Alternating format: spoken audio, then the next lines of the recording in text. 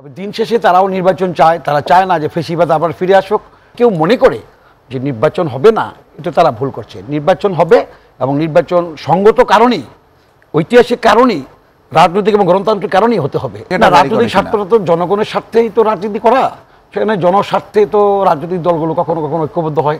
এখন যদি বলেন যে আওয়ামী লীগ কি জনস্বার্থ দেখে নাই, আওয়ামী লীগ কি জনস্বার্থ দেখেছিল? আওয়ামী লীগের সাথে যে সকল আওয়ামী লীগের সাথে রাজনৈতিক দলগুলো ছিল, জাতীয় পার্টি সহ, তারা কি জনস্বার্থে কাজ করেছে এই দেশে 15 বছর?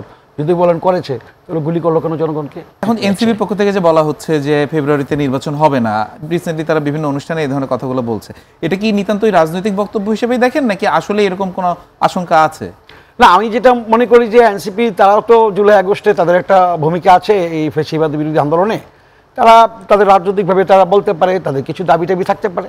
তবে দিন শেষে তারাও নির্বাচন চায়, তারা চায় না যে ফ্যাসিবাদ আবার ফিরে আসুক। তারা চায় না যে এই এতগুলো রক্ত ঝরেছে এই জুলাই আগস্টে, বিশেষ করে প্রায় সহস্রাধিক আমাদের দলের এবং বাংলাদেশের সাধারণ নাগরিক নিহত হয়েছে, গুলিবিদ্ধ হয়েছে, আহত হয়েছে।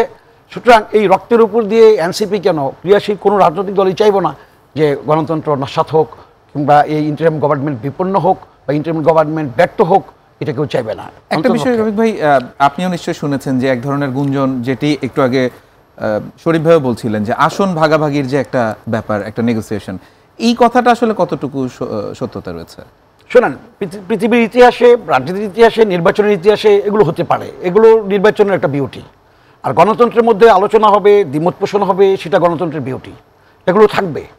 কিন্তু যদি কেউ অ্যানার্কি সৃষ্টি করে ধারাবাহিকভাবে, তখন বুঝতে হবে যেখানে কোনো উদ্দেশ্য আছে, কিংবা কাউকে লাভবান করাতে চাচ্ছে বা কোনো চরিতার্থ বাস্তবায়ন করার জন্য চাচ্ছে। এখানে সিটের ব্যাপারে আলোচনা হতে পারে, এখানে সবাই পার্লামেন্টে যেতে চায়, অনেকে সরকারি যেতে চায়, অনেক জায়গা আছে আগামী দিনে, একদম আপনার বিশাল জায়গা আছে বাংলাদেশে। এবং আমাদের এই দেশটা তো অনেক সুন্দর একটা দেশ, এখানে মুসলমান, হিন্দু, খ্রিস্টান, বৌদ্ধ, আপনার সকল ধর্মের লোকেরা আমরা মিলিয়ে, আমরা আমাদের 17 বছরের ঐতিহ্য আছে, এখানে মিলেমিশে আমরা এগিয়ে যাব। তো সুতরাং এখানে যারা আছে রাজনৈতিক দল, সবাইকে নিয়ে তো আমরা আমাদের চিন্তা ভাবনা আগামী দিনে আমরা বাংলাদেশকে আরও সুন্দর করে গড়ে তুলবো, এটা আমাদের নেতা তারেক রহমানের পত্র সেটা। তো কাজে এখানে আলোচনা হচ্ছে, সিটের ব্যাপারে কথা বলতে পারে, কথা হতে পারে, সমস্যা তো নেই। এগুলো কথা বলে কথা হবে এবং এগুলো একটা পর্যায়ে নির্বাচনের আগে এগিয়ে যাবে, মতামত ব্যক্ত করবে, কেউ করবে। কিন্তু যদি কেউ মনে করে যে নির্বাচন হবে না, এটা তারা ভুল করছে। নির্বাচন হবে এবং নির্বাচন সঙ্গত কারণেই, ঐতিহাসিক কারণেই, রাজনৈতিক এবং গণতান্ত্রিক কারণেই হতে হবে এবং সঠিক সময় নির্বাচন হতে হবে, যেটি ফেব্রুয়ারির ত্রয়োদশ নির্বাচন, ফেব্রুয়ারির মাঝামাঝি বলছে, সেটি হবে। এবং আমি মনে করি যে শরীফ ভাইদের যে রাজনৈতিক দল আছে, ওনারা যেমনি মনে করেন, আরও যে সকল ক্রিয়াশীল রাজনৈতিক দলগুলো আছে, আমি ফ্যাসিস্টের সাথে যারা দোষর ছিল তারা না, বাকি সবাই চায় নির্বাচন হোক। বলেছেন, শুধু একটা প্রশ্ন করতে চাই আপনাকে, সেটি হলো আপনি আদর্শের জায়গার কথা বলছেন, একটা প্রশ্ন চলেই আসে যে আগে জামাতের সাথে আপনাদের যে সম্পর্কের জায়গাটা ছিল, সেটি কোন আদর্শের জায়গা থেকে ছিল, আর এখন জামাতের সাথে আপনাদের যে সম্পর্কটা, সেটার আদর্শিক জায়গাটা কি? এটা গণতন্ত্রের সংগ্রামে আপনার যারা গণতন্ত্রের পথে লড়াই করে এবং ফ্যাসিবাদের বিরুদ্ধে যারা কথা বলে, স্বৈরশাসকের বিরুদ্ধে যারা কথা বলে, তখন তারা সবাই তো এক প্ল্যাটফর্মে আসে, সবার শব্দ, স্লোগান, বক্তব্য তো একরকমেরই হয়। হোসেন মোহাম্মদ এরশাদের বিরুদ্ধে যখন আমরা ঢাকা বিশ্ববিদ্যালয়ে স্লোগান দিয়েছি, সকল ছাত্র সংগঠন, ছাত্রদল, শরীফ ভাইদের ছাত্র ইউনিয়ন, সকল সংগঠন তো আমরা হোসেন মোহাম্মদ এরশাদের বিরুদ্ধে লড়াই করেছি।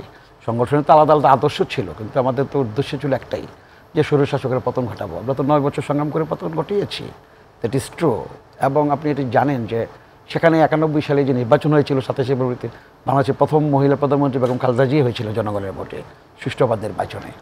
এইভাবে আমরা আবার এই যে ফ্যাসিবাদ বিরোধী 15 বছর সংগ্রাম করলাম, যারা আমরা ক্রিয়াশীল রাজনৈতিক দল ছিল, যারা ফ্যাসিবাদের সাথে হাত মিলায় নাই, যারা ফ্যাসিবাদের সাথে হাত মিলিয়ে কারাবরণ থেকে রক্ষা পাওয়ার জন্য হাত মিলায় নাই, যারা রাজপথে লড়াই করেছে বিএনপির সাথে একই সাথে, এবং বিএনপি তো অনেক ক্ষতিগ্রস্ত, গুম, খুন, হত্যাকাণ্ড বিএনপির উপরে অনেক ঝড় গেছে। ক্রিয়াশীল রাজনৈতিক দল তাদের উপরও গিয়েছে।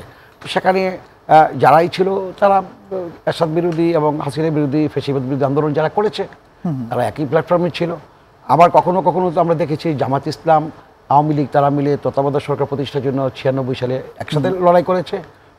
প্রশ্নটা এটাই যে মানে যখন রাজনৈতিক স্বার্থের জায়গা আসে, তখন কি আসলে সম্পর্ক বা আদর্শের জায়গাটা? রাজনৈতিক স্বার্থটা তো জনগণের স্বার্থেই তো রাজনীতি করা, সেখানে জনস্বার্থে তো রাজনৈতিক দলগুলো কখনো কখনো ঐক্যবদ্ধ হয়। এখন যদি বলেন যে আওয়ামী লীগ কি জনস্বার্থ দেখে নাই, আওয়ামী লীগ কি জনস্বার্থে দেখেছিল? আওয়ামী লীগের সাথে যে সকল আওয়ামী লীগের সাথে রাজনৈতিক দলগুলো ছিল, জাতীয় পার্টি সহ, তারা কি জনস্বার্থে কাজ করেছে এই দেশে 15 বছর? যদি বলেন করেছে, তাহলে গুলি করলো কেন জনগণকে? জনগণের ট্যাক্সের টাকায় কেন লুটপাট করলো হাজার হাজার কোটি টাকা? কেন প্রধানমন্ত্রীর বাড়িতে তার কর্মচারীর কাছে 400 কোটি টাকা থাকবে? কেন আপনার এই হলমার্ক কেলেঙ্কারি হবে? কেন শেয়ার কেলেঙ্কারি হবে?